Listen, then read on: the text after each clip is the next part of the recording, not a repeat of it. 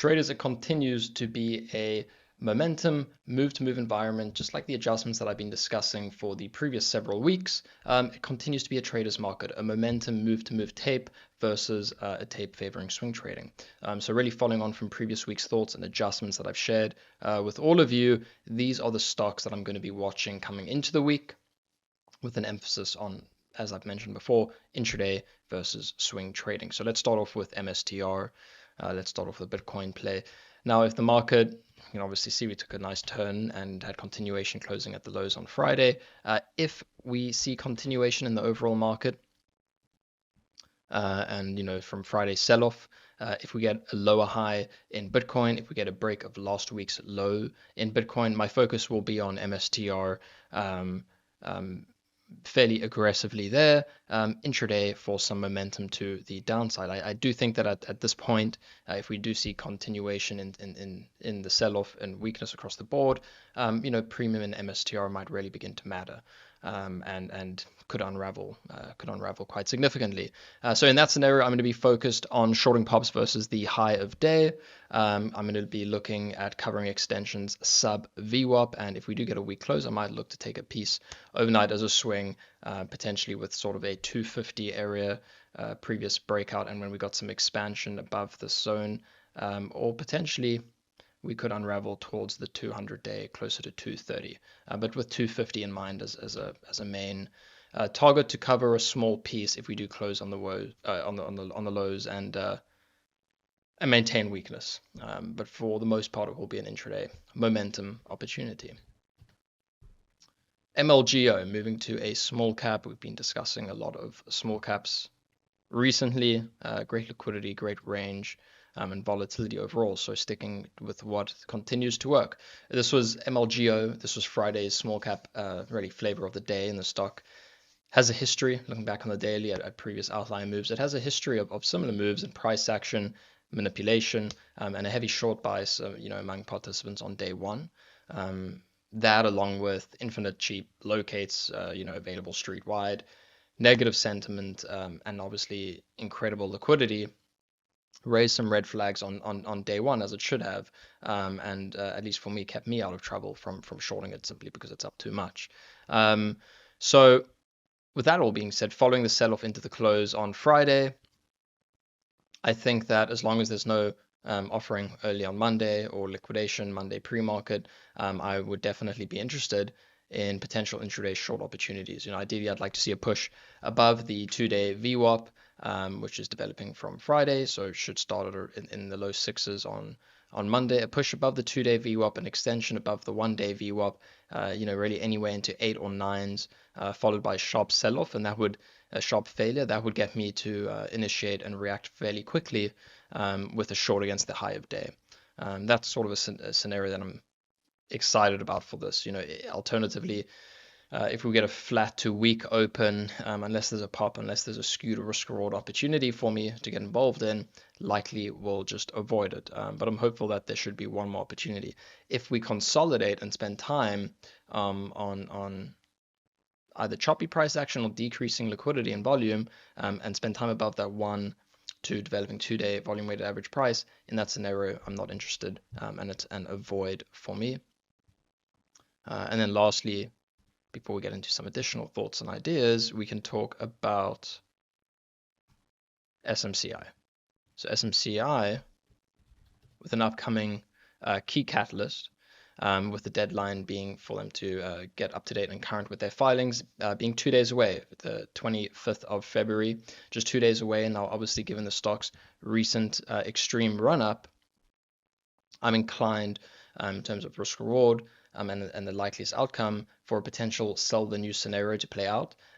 So if they make the filing on Monday, for example, and if the stock has an initial surge, an initial push back towards the high end of the range, 60s, 62s, anywhere in the low to mid 60s, but it begins to give back that move and sell off on what might be perceived as positive news, that's when I look for a short versus either the previous lower high on the 5-minute or the high of day, depending on the action.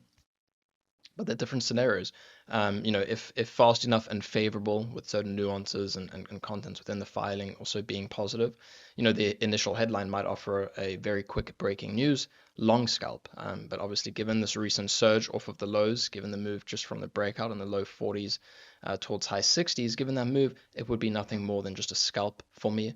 Alternatively, if they meet the deadline, however, they have some negative commentary, either restated earnings, or negative updates regarding any regulatory issues, then that might be a more aggressive short.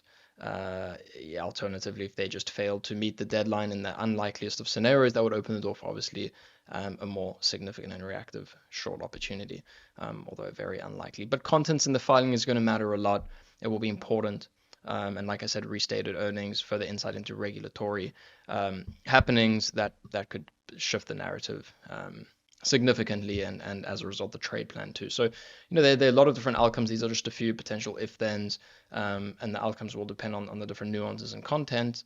So it's essential to come up with and game plan different if-then scenarios so you can prepare and you can react very quickly to whatever that outcome is. Then some additional thoughts and opportunities.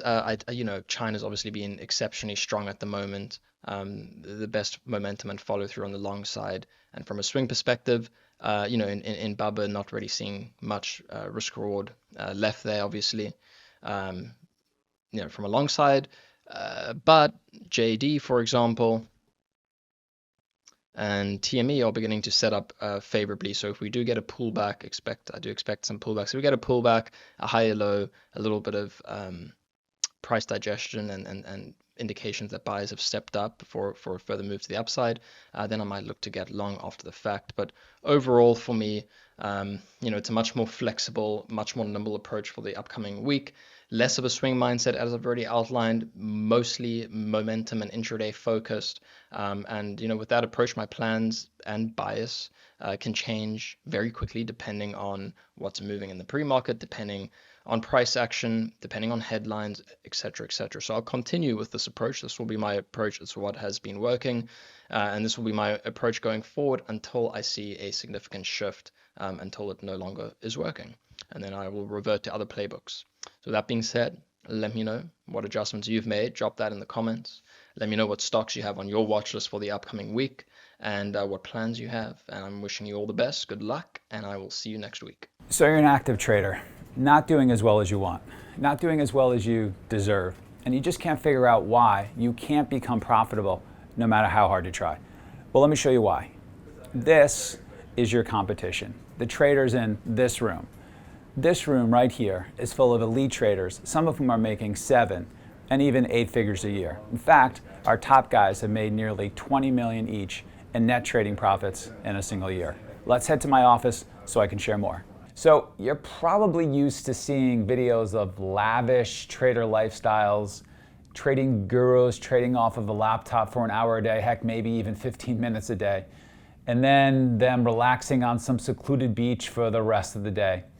Well, all I can tell you is that our traders train like pro athletes. They live and breathe the markets and are continually working on their trading skills. Because at our firm, that's what we found it really takes to make it in this game. I'm Mike Bellafiore, co-founder and managing partner of SMB Capital, one of the world's top proprietary trading firms located in Midtown Manhattan. And we're always looking for trading talent to hire and develop. And not just to trade in-house on our desk, but also to trade from their own home, entirely using our firm's capital. And we have numerous traders doing just that, allowing them to make upwards of 7 figures trading the firm's capital without risking their own money. But to even get a shot at something like that, you need to have the right training. That's why we're doing a new free online presentation in which we share how you can get an interview with SMB to become an in-house or remote trader, trading firm capital without risking yours and gaining access to all of our firm's coaching and resources. And the best part? You don't have to be a profitable trader yet. In fact, we prefer to mold profitable traders with our methods and our techniques. That's why we have just 3 simple criteria that can earn anyone an interview. We're looking for highly ambitious and determined traders who fit our culture first and foremost. So if you believe that could be you, sign up for the free 1-hour online presentation by clicking the link that's in your top right corner of your screen now.